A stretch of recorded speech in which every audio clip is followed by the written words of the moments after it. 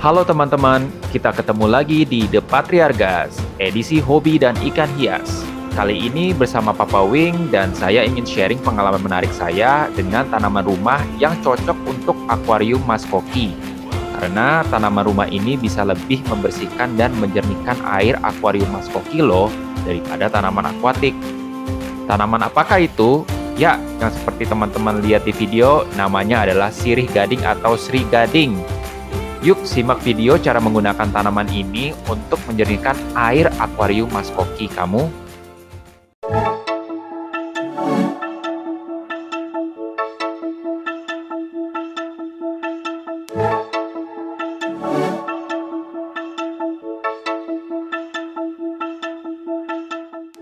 Tentunya teman-teman sudah tidak asing lagi dengan tanaman sirih gading, tanaman merambat yang bisa ditemukan di mana aja. Biasanya tanaman ini juga dipakai untuk indoor karena perawatan yang mudah dan nggak butuh pencahayaan yang besar. Namun, tanaman ini juga ampuh untuk menyerap nitrat yang terkandung di dalam akuarium ikan. Makanya sudah banyak penghobi ikan hias yang juga menggunakan tanaman sirih gading. Nah, yang perlu teman-teman ketahui adalah tanaman sirih gading jauh lebih efektif dari tanaman akuatik seperti yang tadi saya mention. Yang pertama adalah karena tanaman ini memiliki akses langsung ke cahaya dan CO2. Sama halnya seperti tanaman apung, seperti Amazon Frogbeet dan mata lele. Apabila tanaman akuatik seperti Amazon Sword atau Valencia yang tenggelam di dalam akuarium, daya serap nitratnya nggak sebagus sirih gading karena akses cahaya dan CO2-nya yang terbatas. Apalagi kalau tanaman akuatik ini tidak disuplai dengan bantuan tablet CO2. Nah, alasan kedua saya kenapa pakai tanaman sirih gading untuk menjernihkan akuarium Mas Koki adalah karena tanaman ini tidak seperti tanaman akuatik di mana mudah dirusak oleh ikan Mas Koki. Aquascape itu biasanya tidak cocok untuk ikan Mas Koki atau ikan koi ya, karena mereka yang rusuh lah secara alamiah. Nah, ikan Mas Koki ini kan tidak suka nih kalau mengunyah daun atau akar dari sirih gading, makanya cocok banget buat akuarium ini.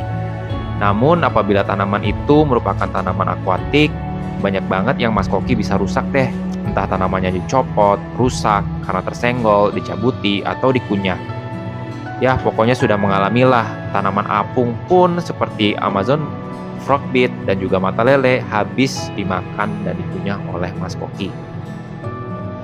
Tapi yang paling penting adalah teman-teman bisa tahu cara memasang sirih gading di akuarium Mas Koki ya. Karena sirih gading akan berjalan efektif dalam menyerap nitrat apabila memiliki cahaya yang cukup. Dan ditaruhnya hanya ditenggelamkan bagian bawah dan akarnya saja, jadi jangan sepenuhnya ditenggelamkan. Daunnya jangan sampai ditenggelamkan karena tidak baik apabila termakan oleh Mas Koki. Dan tanamannya juga bisa mati loh, meskipun ada juga penghobi yang suka memasukkan sampai daunnya di dalam air karena somehow terlihat estetik. Nah, seperti di video ini adalah hasil 3 bulan menggunakan sirih gading. Yang tadi cuma hanya sekecil 3 tangkai, bisa jadi puluhan seperti ini dan bahkan merambat kemana-mana. Semakin tumbuh dan merambat dengan cepat, tanaman itu semakin efektif dalam menyerap amoniak dan nitrat. Ini adalah sebagai bukti bahwa nitrat yang terkandung di akuarium mencukupi nutrisi untuk tanaman tersebut.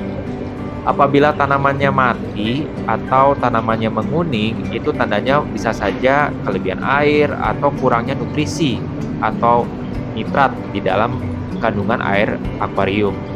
Karena tanaman ini merambat dengan cepat, jadi butuh nutrisi yang banyak. Gimana teman-teman? Tertarik nggak mencobanya? Jangan lupa ya, subscribe dan like apabila video ini bermanfaat buat kamu. Ceritakan juga di kolom komen pengalaman kamu menggunakan sirih gading. Oke, sampai jumpa di video berikutnya.